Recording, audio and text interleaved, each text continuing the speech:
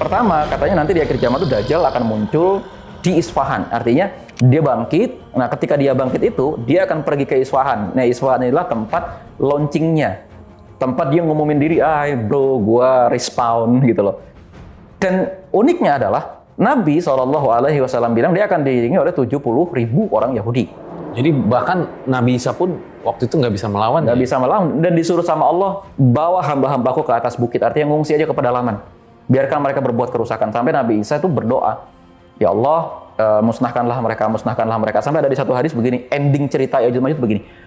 Allah akan menimpakan kepada mereka sebuah infeksi di leher, yang infeksi itu nanti akan menimbulkan luka koreng, terus dimakan ulat. Akhirnya mereka bergelimpangan mati memenuhi bumi.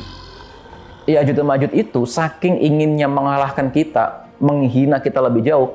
Semua negeri-negeri Islam itu sudah dikalahkan, semua raja-raja manusia sudah dikalahkan. Ya'juj Ma'juj bilang, yang saat ini yang belum aku kalahkan tinggal Tuhanmu.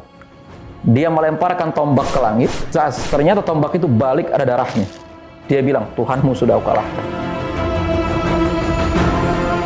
Cuman masalahnya begini, beda sama kawasan-kawasan Iran yang dekat Uni Emirat Arab dan lain-lain yang ada di pantai. Isfahan ini letaknya itu di jantungnya Iran, jauh ke dalam. Bahkan dia lebih dekat ke kawasan Asia Tengah, ini di tengah daratan. Dari pantai itu jaraknya masih sekitar 400 kilo.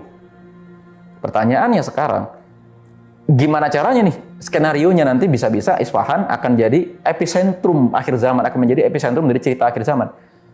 Kemungkinan besar nanti Iran akan dibelah 2 atau 3. Nah, salah satu belahannya itu akan diambil oleh orang-orang Amerika Serikat atau Israel untuk kemudian mendirikan base bagi mereka menyambut mesiahnya mereka yang kita sebut sebagai Dajjal. Dan kalau itu pun terjadi berarti Iran tandanya kalah gitu sekarang. Belum tentu kalah. Oke. Belum tentu kalah. Ya kan perang itu biasa ya, tarik ulur begitu kan. Bisa jadi mungkin ya kaum muslimin saat itu memang kerebut wilayah itu.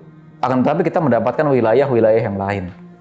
Misalnya gini nih, Isfahan itu, ini fun fact-nya. Isfahan itu sebelahan sama Khurasan. Sedangkan pasukan besar di akhir zaman nanti yang akan membantu Imam Mahdi, pasukan Panji Hitam, berangkatnya dari Khurasan.